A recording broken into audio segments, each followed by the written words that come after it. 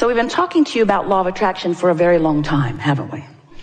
And many people are beginning to understand it. Many are misunderstanding it. But we want you to understand that law of attraction is responding to the vibration of that which is you. We also want you to understand that you've got two vibrational things going on at any point in time, because you were source energy before you came into this physical body, and even though you were born into this body, that larger part of you still exists. It is a vibrational you. It's a vibrational, co-creative you. And it's pure positive energy. So here you are in your physical body, sifting and sorting, knowing what you don't want, knowing what you do want, all day, every day, have been for a very long time, launching preferences, clear preferences of what you prefer. And each one of these vibrational launchings is received by the larger part of you. In other words, vibrationally speaking, the source within you is evolving and expanding as a result of the life that you're living here in this physical body. When you see someone hungry, you want more food for your planet. When someone is rude to you, you want nicer people in your life and in the lives of others. In other words, you are constantly expanding and improving through the life that you are living. And the source within you is taking that expansion immediately. So we've been then explaining to you that without even knowing it, you've been creating this vibrational reality. It's the vibrational version that precedes the manifested version. And we explained to you that the source within you is collecting and becoming all that you are asking for. And then you say, well, if that's true, then why is my life not improving? And we say, for one very easy to understand reason. You're launching the rockets by knowing what you don't want, but then you're not practicing the vibration of what you do want often. Instead, you're beating the drum of justification of why you want the improvement. And that's that efforting factor that we're talking about that is not serving you. You're trying so hard to get what you want by pointing out that this isn't fair and this is unjust, and Kate shouldn't have won that, and they don't want me to win.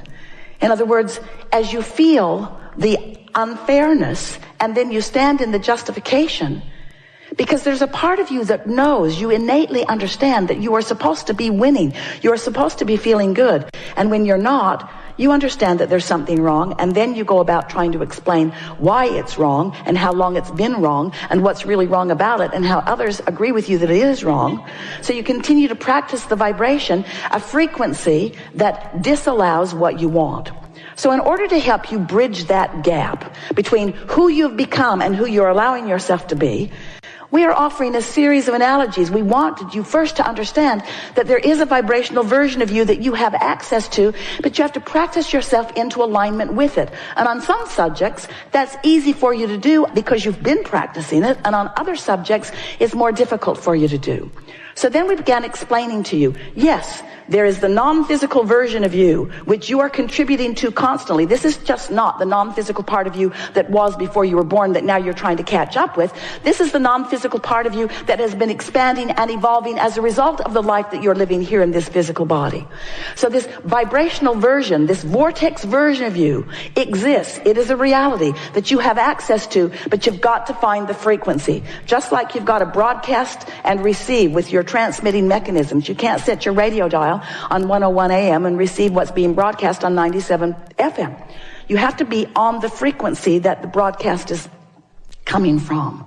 So this vortex version of you is broadcasting this prosperous vibration of well-being, of alignment, of co-creation, of rendezvousing with all good things. The question is, are you on that frequency? And the answer is, if you feel good, yes. If you feel bad, no. Positive emotion means you're on the frequency or moving in on it, and negative emotion means that you're not. So then, as we've watched you, we've been calling this gathering the art of allowing for a number of years, because it's all about you figuring out how to allow that alignment. You're figuring out how to hold a frequency consistently enough that you own it, that you know it, that you are it, that you be it. To establish a point of attraction with enough consistency that you allow momentum. Do you get that? Enough consistency that you allow momentum. Because when you say, I want it, but There's no momentum. I would like that, but you see, it's been hard for me. I want that, but my life's been very difficult for a very long time. Let me tell you the ways in which it has been difficult. And we say, stop talking about the ways in which it has been difficult, because you're killing the momentum of the desire that you just gave birth to. You gave birth to it and didn't allow it to get going. You give birth to it and don't allow it to get going. But imagine if you give birth to it and allow it to get going. If you give birth to it and allow it to get going. If you identify a new desire and are general enough in your conversation. So we began talking to you about your point of attraction. And it seemed like a good way to describe it. It's like a grid that will be filled in later with the manifestations. It's like a framework. It's like the frame of a building that starts out sort of scanty. You can sort of kind of tell what it's going to be like, but all of the textures and fabrics and details are going to come later. You're going to choose them as you go along, and you're going to fill it out and flesh it out with all of the magnificent, delicious details. So you have this point of attraction, this grid. If you've been following us for a while, we've been talking to you about your emotions and what they mean. You heard us today say that negative emotion means you've got a vibration going on that you're not up to speed with. And that positive emotion means you've got a vibration going on in your vortex that you are up to speed with.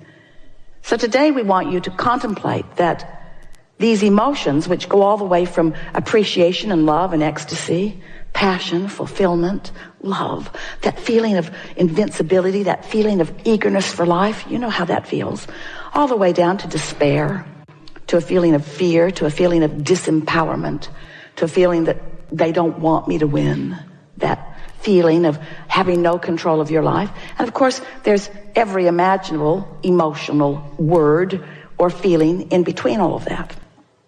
So now we want you to realize that you are a vibrational being and that you've got a momentum going. So we'd like you to envision this spinning disc, this pure, positive energy disc, this high-flying, good-feeling point of attraction that somehow, some way, you've managed to get on. And we want to say to you, it's pretty easy first thing in the day before something happens, before you read your email, or before you see another person who is irritating, or before you start remembering what went wrong yesterday. In other words, you can get on that high-flying disc pretty easily because you wake up there. And if you don't do that thing you usually do that causes you to choose a lower disc, then there you fly for a little while. And we want you to just speculate the kinds of magnificent things that you have incrementally put into your vortex of creation that will now flow seamlessly, effortlessly, quickly through the path of least resistance into your spinning grid, into that high-flying, good-feeling grid. Esther's been having a lot of fun with this visual because she's discovered that if she cares about getting on it, she most always does. And if she cares about staying on it, then she's mindful of the 17-second scenarios that might take her from it. And she's also become really good at what we were offering to you earlier about if she's falling and the momentum is strong, don't beat up on Esther about it. Don't beat up on yourself. Just take the fall and set forth the intention that tomorrow you're going to get back on it. So if every morning you decide you're going to get on it, first couple of days you probably won't make it to breakfast before something takes you from it. But eventually it's where the momentum of that which is you feels most natural. It's just pretty easy to stay there, especially when you realize that by staying general, you don't challenge it, you don't risk anything. And that if you do fall off, it's no big deal. You can get back on it tomorrow. So last week, Esther announced to us, Abraham, I refuse to accept that I have to wait till tomorrow morning to get back on the disc. Because I like being on it so much. And I'm clearly not on it right now, for all of the obvious reasons, because you saw what happened. It was wrong what they said, what they did, how it turned out. Wrong. But I refuse to accept that I have to wait clear until tomorrow morning to get back on it. I'm going to meditate and clear my mind. Worked really good. I'm going to find some way of distracting myself. I'm going to find a way of slowing the momentum of unwanted things while I speed the momentum of wanted things. And this is the last piece of this opening that we want you to hear from us. Make no... And I can tell I'm on there because there's ornery people all around me. Or I'm on the defensive disc.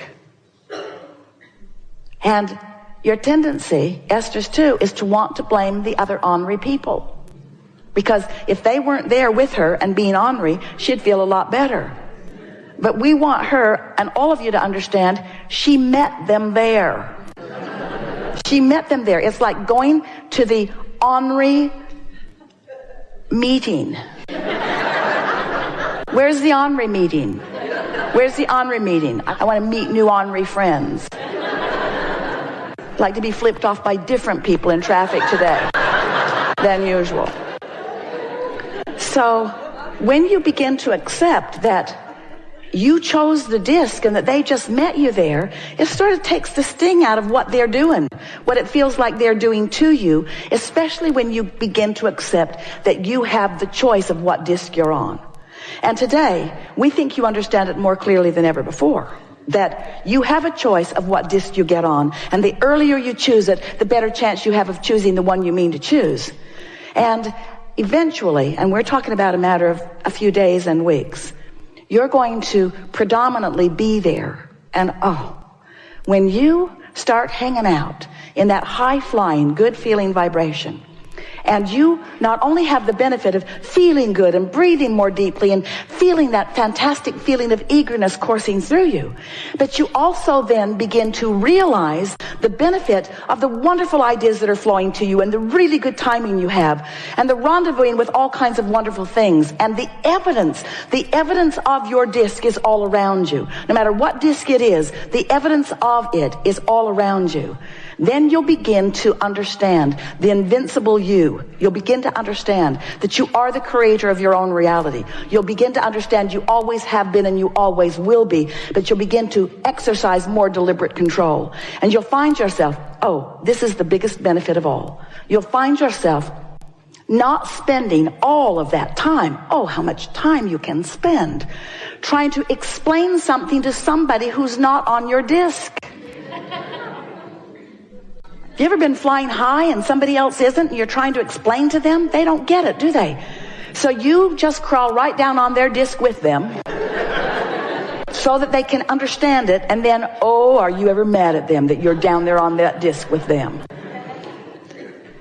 You'll get so much time back because you begin to understand that it's not a language barrier.